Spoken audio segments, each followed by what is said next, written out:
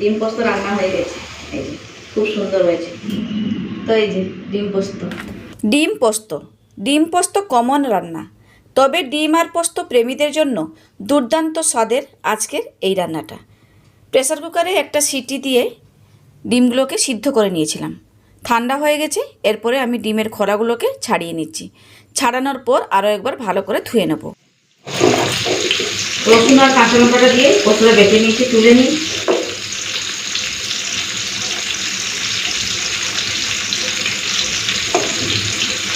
ডিমের গায়ে একটুখানি চিড়ে নিচ্ছি, মশলাগুলো ভালো ঢুকবে ভাজার সময়, তেলটাও ছিটকাবে না। ব্যাস একটুখানি ছুরি দিয়ে কাট লাগিয়ে দিচ্ছি। এখন ডিমের মধ্যে একটু নুন আর হলুদটা দিয়ে মেখে নেব।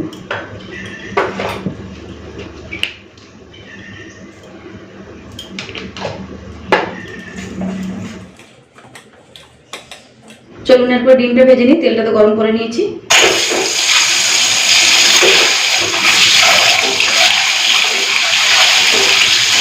ডিমটাকে লাল করে ভেজে নিয়েছি, তুলে নিই।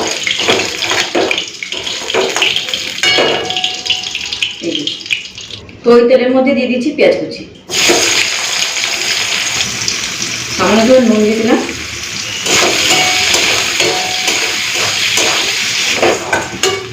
পেঁয়াজটাকে লাল করে ভেজে নিয়েছি। এরপরে পোস্ত বাটাটা দিয়ে দেবো। পোস্ত বাটাটা দিয়েও কিছুক্ষণের জন্য একটু ভেজে নেব।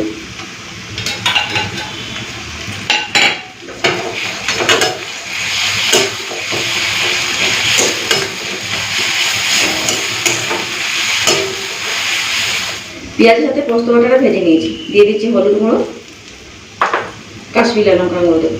লঙ্কা গুঁড়ো আর দেবো না, কাঁচা লঙ্কা বেটে দিয়েছি। পরিমাণ মতো চিনি দিয়ে দিচ্ছি। এখন দিচ্ছি চিনি, তখন নুনের বদলে চিনি বলে ফেলেছি। চলো এরপরে একটুখানি ভেজে নিয়ে তারপরে জল দিয়ে দেবো।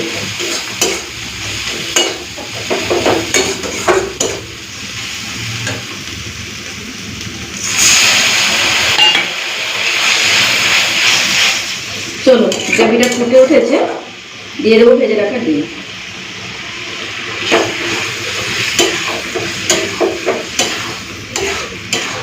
2-4 মিনিট ফুটিয়ে নিই, তারপরে নামিয়ে নেব। তো এই যে দেখুন তেলটা ছেড়ে দিয়েছে, ডিম পোস্ত রান্না হয়ে গেছে। এই যে খুব সুন্দর হয়েছে। এইরকমই রাখি, একটুখানি ভাতে তো মেখে খেতে হবে, তাই জন্য এইরকমই রেখে দিলাম। চলো ঢেলে দিই। এই যে ডিম পোস্ত রেডি, খুব সুন্দর হয়েছে।